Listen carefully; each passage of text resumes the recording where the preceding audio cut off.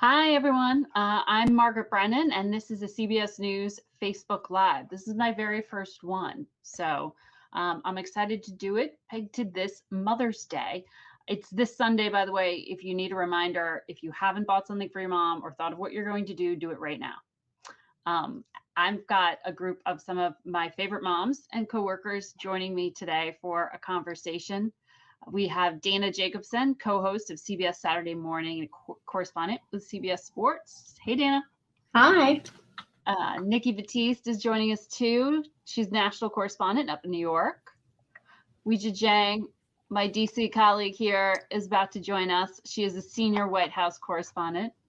And Caitlin Huey-Burns is a political correspondent here in the DC Bureau. We were going to be joined by Adriana Diaz, but she was called away on assignment, which I feel like is a theme for all of us, which is make plans and then you change them all the time, because that's life in TV. And then when you're juggling also being a mom, I think multitasking is like one of the defining characteristics of motherhood.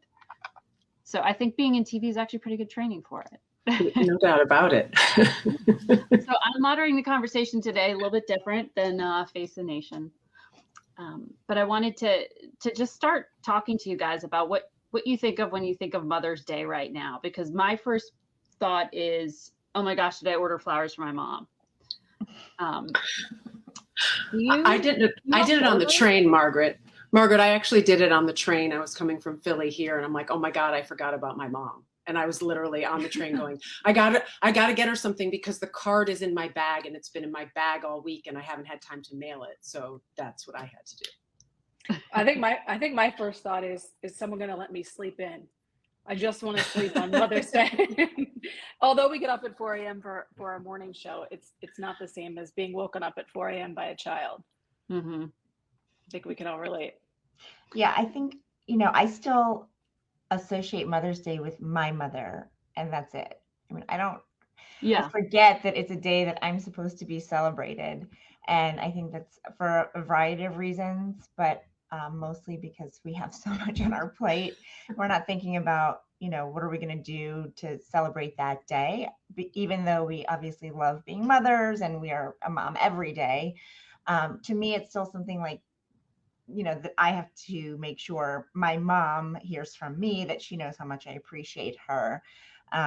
So I think that's interesting. And frankly, sometimes I forget I'm a mom to my 4-year-old, especially because she's 4 now. She's incredibly, funny and smart. And I love just hanging out with her. So she's my little buddy. And sometimes I'll forget that, I'm not just hanging out with this smaller, cool person. She's my daughter, not just my close friend. So anyway, that answers your question. Yeah, I feel like becoming a mom, I've realized that I need my mom more than ever. I don't know if you guys feel this way too, but I definitely felt it this week where my husband and I were both traveling for work. And as you mentioned, Margaret, a lot of times it's last minute. So, my mom came to the rescue to watch my son. And it was just the perfect reminder for Mother's Day of like, the older I get, I'm a mom. I'm about to have another one too. And I need my mom like more than ever. But I'm with you, Weij. I feel the same way about sometimes I forget that I'm a mom because I'm so focused on my own mom. Yeah, I was saying to my my 4-year-old the other day, he brought home some drawings he had done for Mother's Day. And I said, thank you, Eamon. My eldest is called Eamon. I said, I wasn't a mom. You made me a mom. And he like looked at me and just said, you're a grandma? For him, it was like, but that is who you are. Like you are this entity that is just about me. And I think that's how we all kind of, your mom is everything for you, particularly at that young age of just trying to survive. And even in adulthood, like you just said, Caitlin, it's like that panic call to your mom happens. My mom just jumped into the lurch and helped me with childcare too, and jumped into the lurch and helped me plan a birthday party for my 2-year-old because that is not my skill set.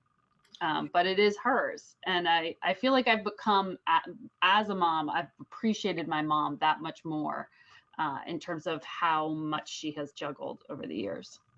Before I was a mom, I was a dog mom, so I guess I was a mom. And my mom traveled from Florida up to New York to help me just overnight with my dog, with Barkley, when I adopted him, because I needed somebody. And like, you think about that, this was not a child, this was a dog that I was adopting, and without hesitation, she came. And I always think about that it really is like the anything you need at any time. And, you know, I'm in the unique situation. I'm a stepmom, and I love that I'm included in this, because I do think on Mother's Day, it's this odd thing where stepmoms a lot of times aren't thought of. Like, it is Mom's Day, and stepmoms often get sort of put aside. And my husband and I talked about this, that when you adopt a child, everybody says you're going to love a child no matter what. That's your child, and you love them. It makes absolutely no difference. And sometimes in the step parent category, it gets forgotten. But my God, I would, you know, run into traffic for my child. I would do anything. I love Jack no matter what. And I know he has his mom also, but I'm his mom. And you ask him, he's got 3 parents, and he doesn't think any differently. And so while he'll spend Mother's Day with his mom on that day, to me, that day is also something that I appreciate my mom, because she taught me that day isn't about me getting appreciation. It's sort of just about, yeah, I'm a mom now. And that means oftentimes nobody recognizing all the little things that you're doing, but that is sort of your day also. And that's part of it. You just get to sleep in, maybe, Nikki. That's it. Yeah, Ouija made me look bad. I am 7 months pregnant, so forgive me for wanting some sleep. But I think becoming a mom, the biggest thing for me was, as you've all touched on, is just making me so much more appreciative of my own mom, who also worked, and just realizing how being a mom is the most wonderful experience, but I think also the most difficult experience any of us could ever experience. And you know, I've said that to her so many times, just like, thank you for raising me. Thank you for keeping me alive. Thank you for sort of showing me the way. And so she'll actually be here. This will be together this weekend. And my son's turning 3. So it's a big weekend. And, you know, it makes me think of husbands and partners and babysitters and all of these people that help us do what we do, work and jump on airplanes, all while keeping our kids, you know, happy and safe.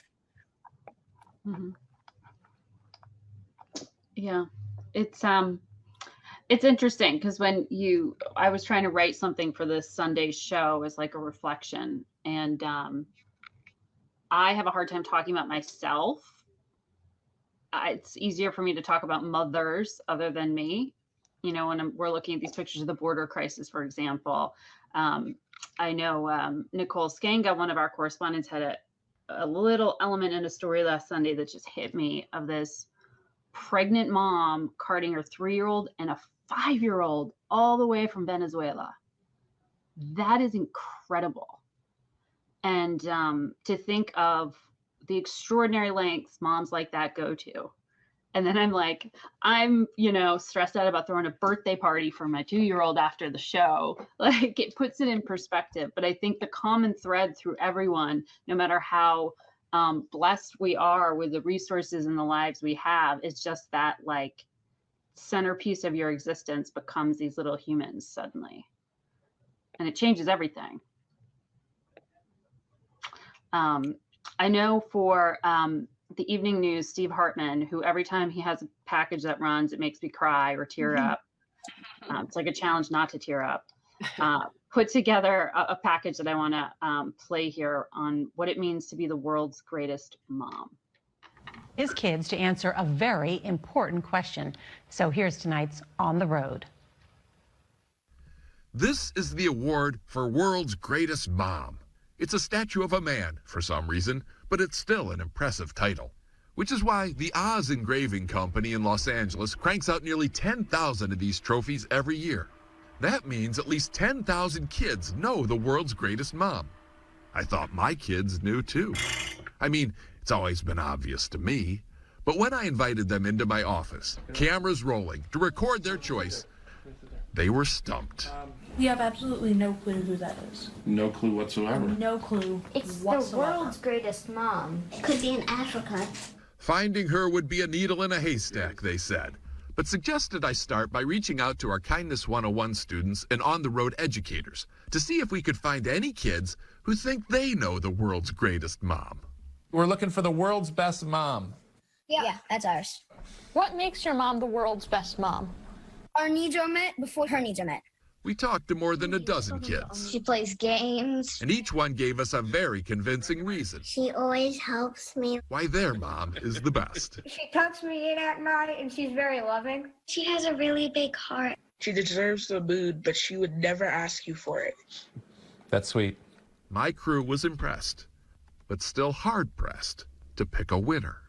Did you hear the kids say anything that your mom didn't have? I actually didn't, no. So how do we reconcile this? Each kid could have a perfect mom for them. Ooh, I like what you're thinking. That's true. Maybe that's why they make so many of those trophies. Everybody has the world's best mom for them. It was a light bulb moment that led to a hallmark moment. In my almost 10 years, I feel like I have adapted to think that this mom is the best mom. I can see the card now. Dear Mom, I have adapted to think you're the world's greatest. She's gonna love it because she loves everything about them. And that's what makes her one of the many world's greatest. Why is this a man? Steve Hartman, on the road, at home. I think my mom is the world's greatest too. And don't forget, Steve is still offering Kindness 101 every Monday for the rest of the school year. This week's topic is service. Ouija, what do you think of things like that? The world's greatest mom statue. Is that what you're going to get on Sunday? I think my own mom would love things like that. It reminds me of, in elementary school and middle school when you could go to like the school store and buy a mug or a t-shirt or something. I've bought my mom jewelry before that, says mom on it or with a jewel in the middle. So I think it's very sweet, and that moms should get awards all the time because it is such a demanding full-time job. And I know that you all know as well as I do the struggle and how difficult it can be. And it's important to celebrate that every year, at least, if not every day. What do you guys think it means to be the world's greatest mom? I don't know that I've ever actually thought about it, to be honest with you. It's tough. My instinct is to say to be present, and then immediately I felt tremendous guilt because we're so often not. Yeah. As I get ready to leave for a week for a story, but I think that for me, it's just being as present as possible when we are present and listening, and like in this modern age, I just put my phone down and play with my son, and that's it. Just the two of us, and I think in a lot of ways it's pretty simple, just being there when we're there. I think it's just doing the best you can. I think sometimes in the moment, it's whether it's being present or simply being what they need. Sometimes it's a really bad day and they need you to just take them out of it. Sometimes they need someone to play with. Sometimes they need somebody to listen. Sometimes it's having fun. Sometimes it's schoolwork. It's kind of giving what you can. Mm-hmm. And I was thinking about it, Nikki, when you said that, like you're about ready to leave, constantly on the go. I go between two cities, and the things I miss out on, I feel such guilt. And then I tell my husband, don't feel guilty about what you miss. When you're there, that's what he remembers. And so maybe that's it. It's stop feeling guilty about the things that we miss, because it is the things that we remember. So being the world's greatest mom is just being there when you can, and appreciating those moments with them. And I do think we have a tendency to have to be the greatest and the best at everything we do, especially for those of us in certain industries. No, not us. I think if you would ask our kids, they would say that we are the greatest mom. It's the only mom that they know. And so to be there for them is enough. And we associate greatness and being the best with so much more than they do. And, you know, I wish we could, I was talking to my friend about this. I wish we could cancel out the phrase, you know, boss babe, or, you know, like, let's lean into just getting by and not having to be, you know, 150% all the time, because in reality, when you strive to do that, then everything suffers, right? And so you know, it's hard not to want to strive for perfection, but I think in doing that, we lose sight of what matters to our children, which is already perfection. And there's a French saying that always resonates with me, which is, you know, as women, we're supposed to mother like we don't have a job. We're supposed to work like we don't have kids, and we're supposed to look like we don't have either. And so it's like, that is so true. And let's just stop judging ourselves on how good we are at motherhood, because we are doing the best we can, and that is good enough. Yeah, the judgment, the self-judgment thing was something that I didn't anticipate how I would feel it to the extent that I felt it becoming a mom. Just, you know, and someone told me, you would never judge a friend the way that you judge yourself for how you are parenting. And I found myself doing it all the time, because it's, you know, it's no longer about you, and you're kind of used to you know, doing all these things, and then you have another, you know, person in your life that you are responsible for in a way. And so you just put this judgment on yourself. And I think what's helped me so much is honestly having all of you as colleagues, and we have this I think bond where we have all kind of shared war stories in that way, and given each other advice. And a lot of you have told me, you know, exactly what you just said, like, day by day, you know, because I always ask, how do you do it? And you just do it.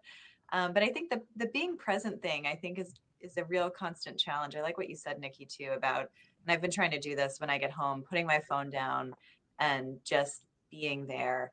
And I think that's a challenge for anybody in any industry, and something just to kind of remind ourselves about kind of constantly, and just also how fast this goes. Yeah. Yeah. I mean, I think it's kind of a new concept to be told to make sure that you are present and being able to do that. It's almost like, I feel like, particularly with my mom's generation, like, she was forced to make choices, to, you know, step back from being full blast at work and go part-time, or, you know, and a lot of people make those choices to this day, but there was just more of an expectation that in a couple, it would be the mom who pulled back, versus the dad. And I think it's interesting, as we sort of talk more about being moms and the difficulty of juggling it all. It's like, it's giving us a little bit more space, but I don't know. I still feel like I don't want to go in and say, well, you know, it was a crazy morning because my kid was throwing up and I'm still going to make my deadline, right? Like, you don't want to allow for life to be an excuse for why you can't perform at a certain level, because that has been held against women for so long. But then at the same time, you will be judged as a woman and a mother for not performing to the utmost expectations of motherhood, as Weijia was talking about earlier. It's like we're all constantly making these choices and reevaluating, or at least I feel I constantly am having to remind myself, or to make decisions that I don't feel necessarily in the past people had permission to do. Does that make sense? Yeah. Or is that word salad?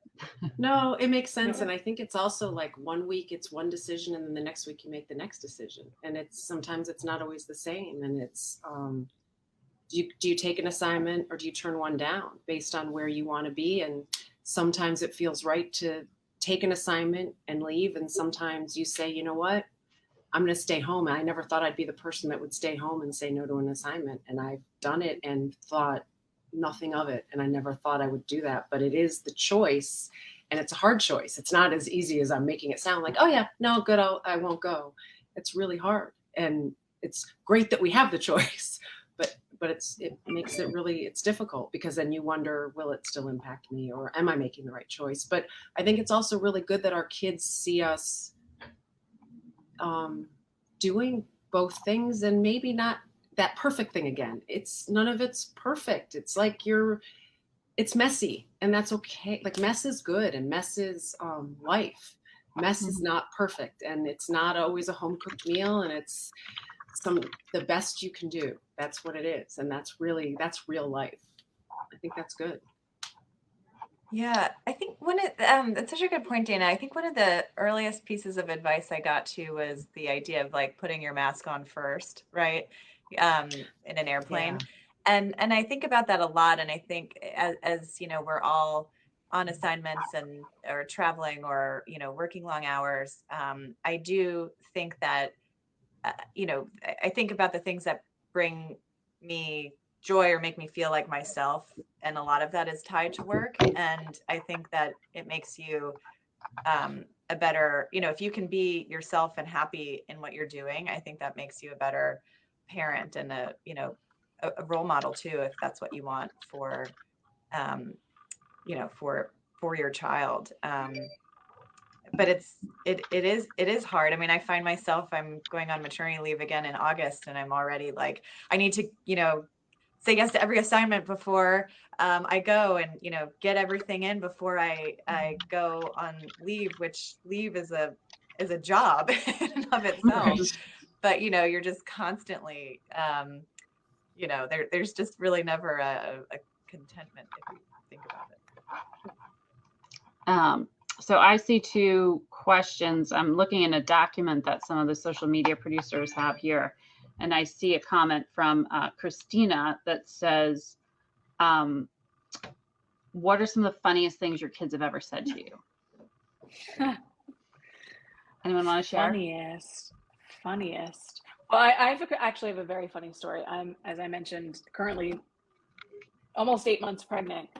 And about 2 months ago, my son, who's 2, took milk and poured it in my belly button because he wanted to feed his baby. He wanted to feed his baby sister unprompted. And I thought, how smart to piece that together. So she since had carrots, pirate's booty in my belly button. So not. He just said, I want to feed my baby sister. So, you know, it's just a sweet moment we've had around this house lately. Oh, he's already going to be a great big brother. That's so tender. So funny. Well, I don't have a funny thing, but we do have a book that we like to read called The Invisible String. And it's about an invisible string that a mom has with her 2 kids when she goes away.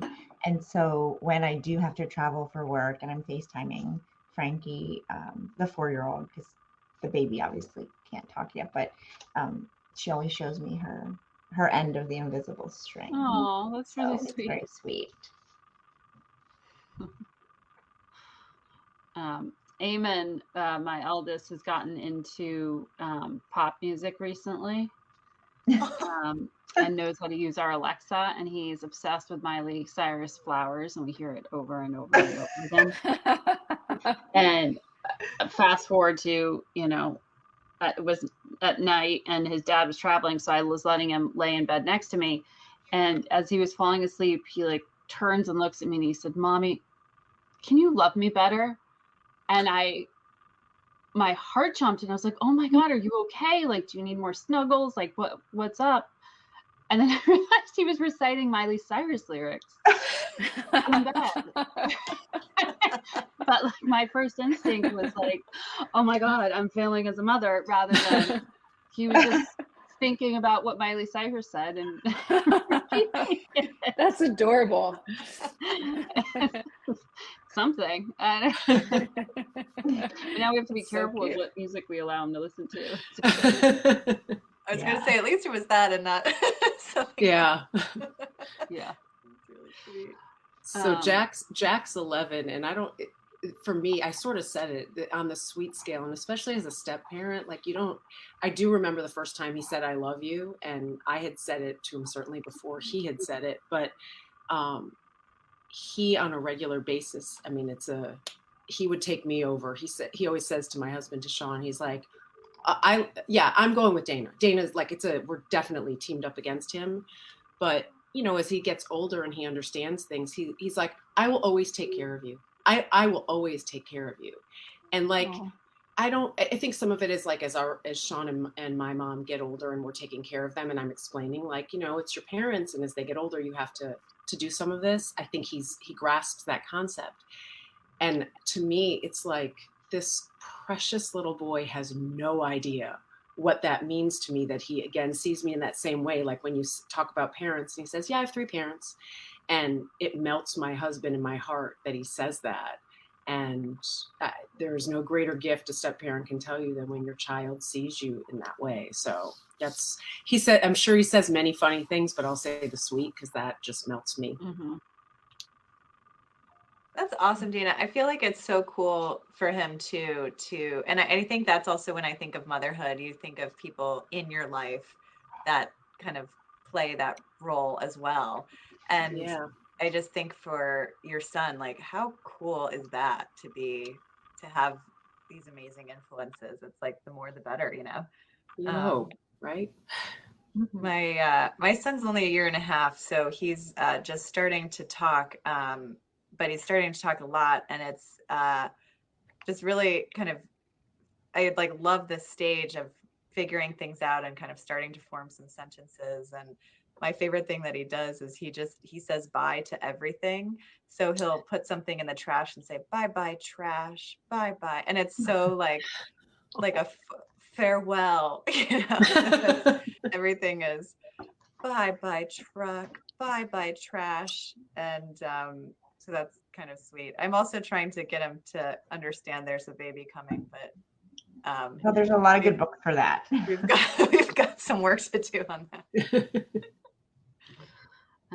Well, ladies, I think I'll let you all get back to work, but I did want to tell everyone listening today that the CBS Evening News is going to do a Moms in Focus series, and they have an interview with a mom submitted by some of you all listening in and participating on Facebook. So there was a call they put out back in April, and viewers nominated their mothers, caregivers, and other figures for recognition. So Nora O'Donnell, our colleague, will feature some of them on the evening news tonight at 6:30 p.m. Eastern. So aspirational for us all and inspirational for Mother's Day.